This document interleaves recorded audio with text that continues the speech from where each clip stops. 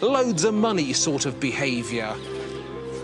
But underpinning the Mughals' spending lust was a set of specific Islamic ambitions that aren't commented upon enough or noticed enough.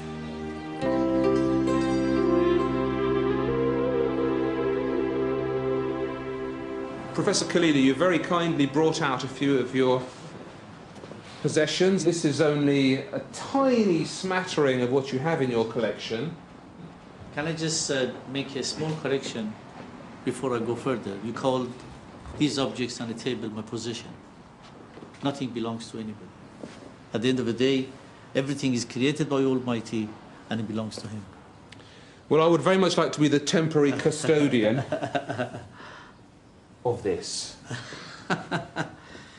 There is a beautiful story about this box.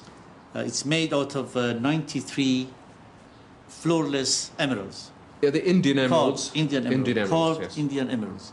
So that's extremely, extremely rare and probably belonged to Shah Jahan. It's of his period.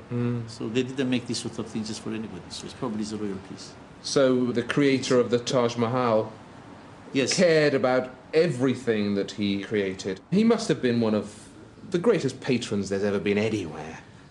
No, there were a few. I mean, he was definitely one of the greatest patrons in India. This would have been used as a little jewel box, would it? Or? Probably a box to put jewellery or stones or emeralds, but it was definitely a part of the court belonging.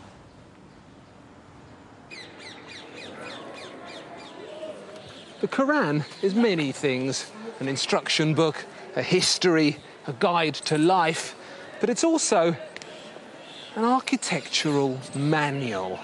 Anyone who reads it properly, which architectural historians seem bafflingly unwilling to do, must be struck by the similarities between the descriptions of paradise given in the Quran and the gorgeous worlds constructed for themselves by the Mughals. Surah 55 details the pleasures of paradise. There will be 2 gardens, dark green in colour from plentiful watering. In them will be springs pouring forth water in continuous abundance, and fruits and dates and pomegranates. They will recline on carpets whose inner linings will be of rich brocade, like rubies and coral. Then which of the favours of your Lord will ye deny?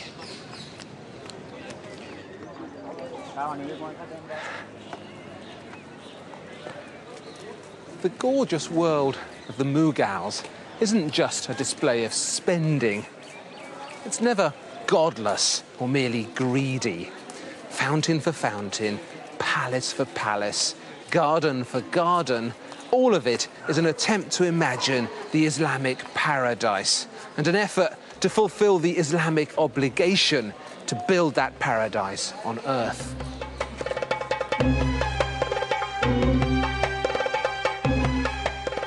You must have noticed that you never see ugliness in Islamic art, or neurosis, or personal problems, or any of that dark stuff that so obsesses Western artists.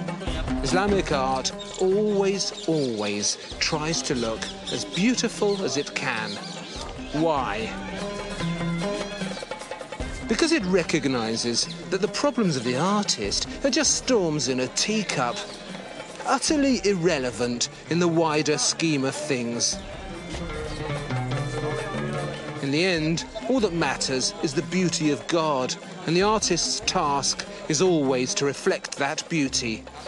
To do otherwise, to fret about yourself, to go all dark and miserable in your art, is to waste your artistic time.